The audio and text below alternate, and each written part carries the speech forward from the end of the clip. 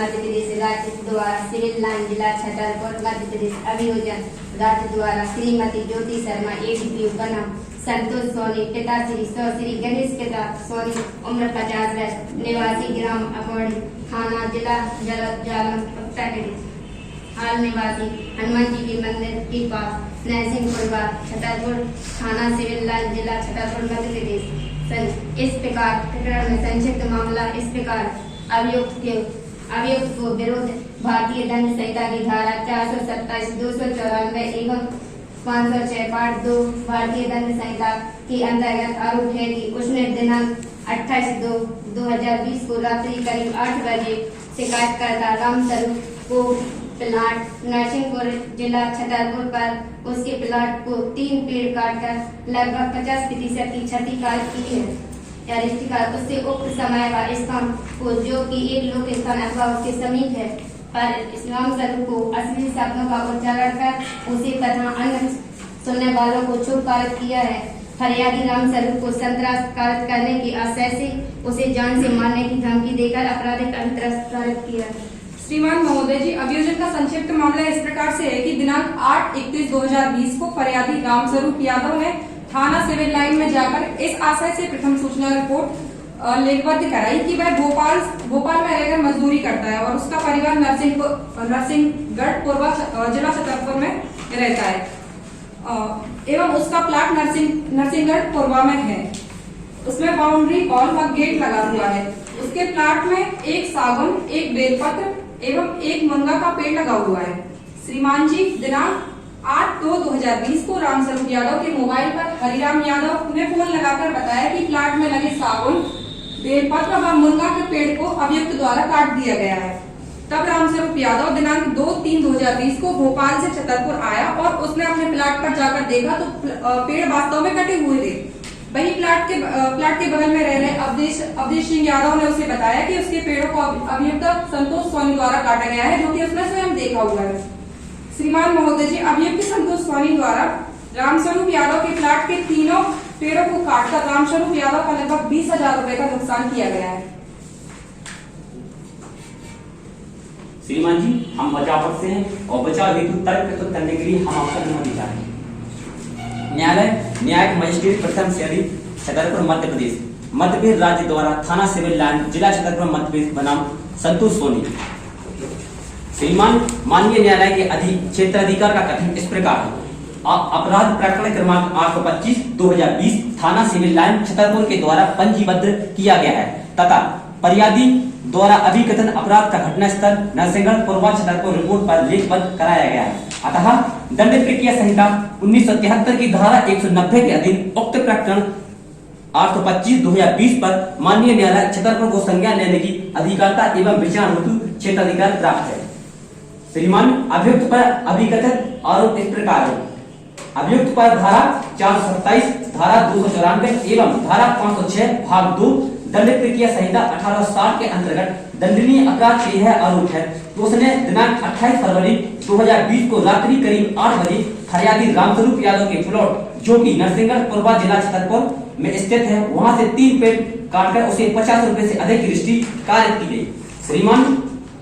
श्रीमान, अभियोजन साक्षी क्रमांक 1 रामस्वरूप यादव के अनुसार घटना दिनांक 28 फरवरी 2020 की है। वह भोपाल में था। उक्त दिनांक को उसे अवधेश यादव तथा हरिराम यादव ने फोन पर बताया था कि अभियुक्त ने उसके प्लॉट पर लगे सागौन, बेलपत्र तथा मुगना का पेड़ काट दिया है। तब वह 2 दिन पश्चात आया और रिपोर्ट लिखाई, परंतु साक्षी अवधेश यादव तथा हरिराम यादव ने इस संबंध में कथन नहीं किया है, बल्कि इस तथ्य से इनकार किया है कि उसने फरियादी को फोन पर अभियुक्त द्वारा उसके प्लॉट पर लगे पेड़ों को काटे जाने के संबंध में सूचित किया था। श्रीमान जी, इस प्रकार से फरियादी अभियोजन साक्षी क्रमांक 1 रामस्वरूप यादव के अनुसार उसके प्लॉट पर स्थित कसनेगत पेड़ अभियुक्त द्वारा उसके समक्ष नहीं काटे गए थे तथा घटना के बारे में अवधेश यादव तथा हरिराम यादव द्वारा बताया गया था। अतः श्रीमान जी, अभियोजन साक्षी क्रमांक 1 रामस्वरूप यादव प्रत्यक्ष साक्षी नहीं है, बल्कि अनुश्रुत साक्ष्य दे रहा है जो भारतीय साक्ष्य अधिनियम 1872 की धारा 60 के द्वारा अग्राह्य एवं अवर्जित किए जाने योग्य है।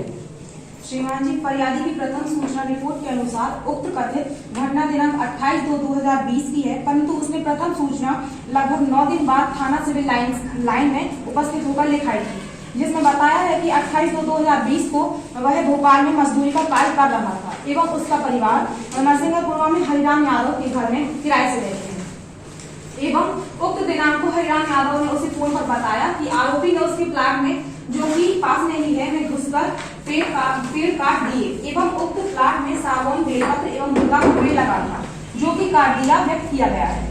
नुकसानी पंचनामा अनुसार बताया कि 20,000 रुपए का नुकसान का रजिस्ट्री कारित की है। श्रीमान जी, आरोपी ने अपने ऊपर लगे सारे आरोपों को अस्वीकार कर विचारण की मांग की है एवं आप सक्षम न्यायालय के समक्ष कुछ तथ्य पेश करना चाहती हूँ, जिससे अभियोग का मामला पूर्ण रूप से संदेहास्पद प्रमाणित होगा। मामले के विरोधाभासी एवं संदेहास्पद प्रमाणित करने वाले तथ्य इस प्रकार है कि फरियादी अपनी प्रथम सूचना में बतलाता है कि घटना दिनांक को वह भोपाल में था एवं घटना की सूचना उसे मोबाइल फोन पर अभियुक्त साक्षी क्रमांक 3 हरिराम यादव ने दी एवं 2/3/2020 को वह भोपाल से अपने घर वापस आ गया था एवं उसने पेड़ कटे हुए देखे, परंतु श्रीमान जी 2 तारीख से 8 तारीख तक का अनावश्यक विलंब शिकायत में संदेह उत्पन्न करता है। श्रीमान जी, यह कि नुकसानी पंचनामा साक्षी अशोक मिश्रा अभियुक्त साक्षी क्रमांक 4 तथा नीलेश दुबे अभियुक्त साक्षी क्रमांक 5 ने उसके समक्ष नुकसानी पंचनामा तैयार किए जाने से इनकार किया है। उक्त साक्षीगण द्वारा अभियोजन कहानी अनुसार कथन न करने पर अभियोजन अधिकारी द्वारा प्रति परीक्षण में पूछे जा सकने वाले प्रश्नों को पूछने पर भी उन्होंने स्पष्ट रूप से उनके नुकसानी पंचनामा तैयार किए जाने के तथ्य से स्पष्ट रूप से इनकार किया है। श्रीमान जी, यह है कि अभियोजन साक्षी क्रमांक 2 अवधेश यादव, अभियोजन साक्षी क्रमांक 3 हरिराम यादव, अभियोजन साक्षी क्रमांक 4 अशोक मिश्रा, अभियोजन साक्षी क्रमांक 5 नीलेश दुबे उक्त समस्त साक्षियों ने घटना का बिल्कुल भी समर्थन अपने न्यायालयीन तर्कों में नहीं किया। उक्त साक्षियों को पक्षद्रोही घोषित कराकर सूचक प्रश्न पूछे जाने पर भी उन्होंने घटना का बिल्कुल भी समर्थन नहीं किया। अतः श्रीमान जी, अभियुक्त साक्षी 1 रामस्वरूप यादव प्रथम साक्षी नहीं है, प्रत्यक्ष साक्षी नहीं है, बल्कि अनुश्रुत साक्ष्य दे रहे हैं, जो भारतीय साक्ष्य अधिनियम 1872 की धारा 60 के द्वारा अग्राह्य एवं अवर्जित किए जाने योग्य। इससे संबंधित एक केस है कल्याण कुमार गोगोई बनाम आशुतोष अग्निहोत्री 2011। इस मामले में माननीय उच्चतम न्यायालय ने यह सिद्धांत प्रतिपादित किया है कि भारतीय विधि के अंतर्गत साक्ष्य का मूलभूत नियम है कि अनुश्रुत साक्ष्य अग्राह्य है, अर्थात ग्राह्य योग्य नहीं है, जैसा कि वर्तमान मामले में फरियादी रामस्वरूप यादव अभियुक्त साक्षी क्रमांक 1 के अनुसार उसके प्लाट पर स्थित प्रश्नगत पेड़ अभियुक्त ने उसके समक्ष नहीं काटे हैं एवं घटना के बारे में उसे अवधेश तथा हरिराम यादव द्वारा बताया गया है, जो कि दर्शाता है कि उक्त घटना का वह प्रत्यक्ष साक्षी नहीं बल्कि अनुश्रुत साक्षी है, जो कि साक्ष्य विधि की धारा 60 के प्रावधान अनुसार अग्राह्य एवं अवर्जित किए जाने योग्य है।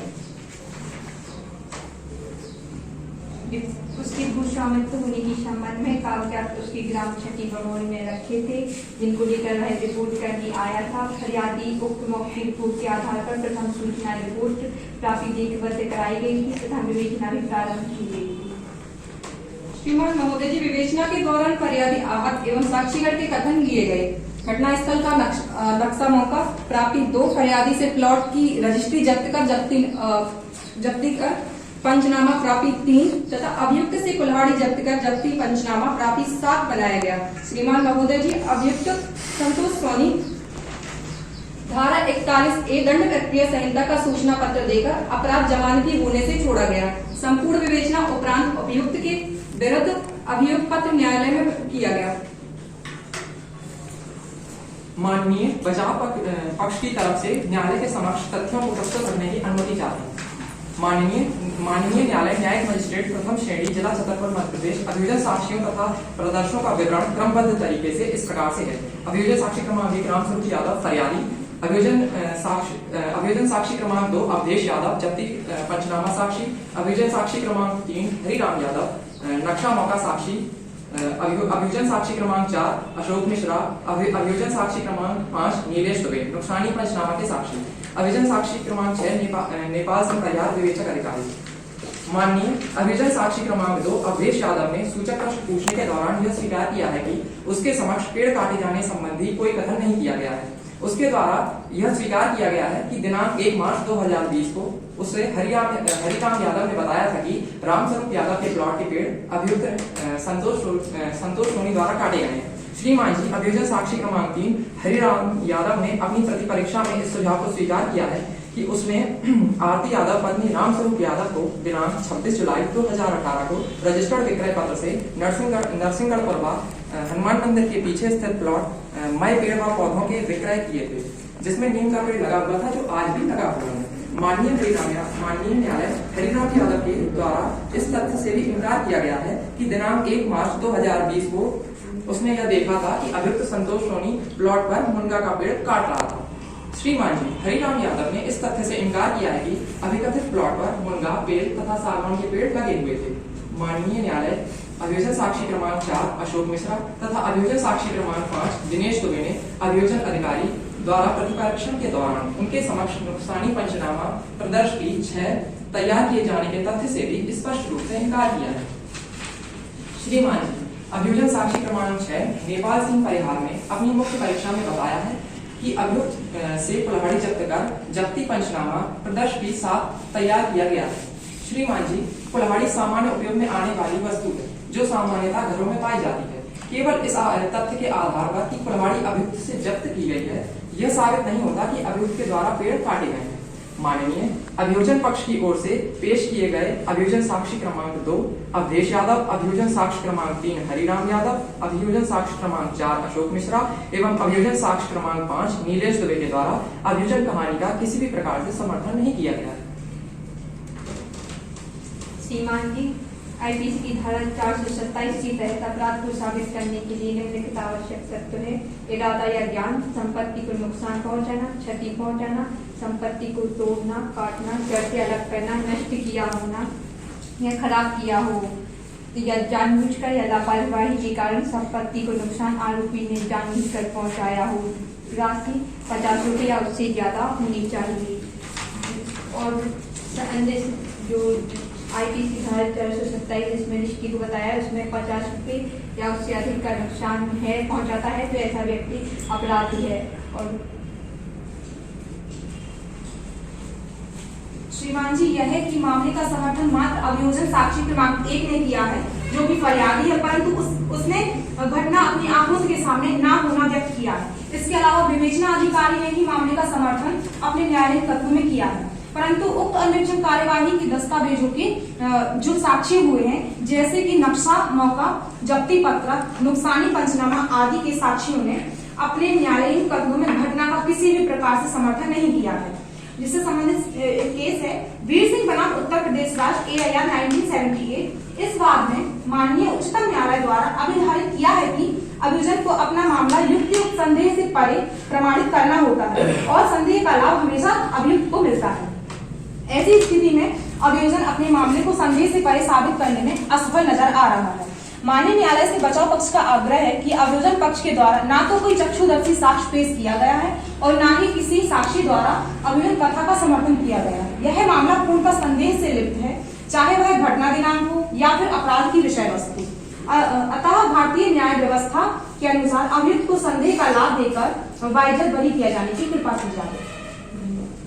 महोदय जी, इस मामले में एक केस है जो कि इस प्रकार से AK गोपालन का नाम मद्रास राज्य सार्वजनिक स्थान बैठक पर गाली गलौज करना जिससे व्यक्ति संपत्ति या प्रतिष्ठा को चोट पहुंचे या धमकी दी गई हो तो वह IPC 506/294 के अंतर्गत अपराध है।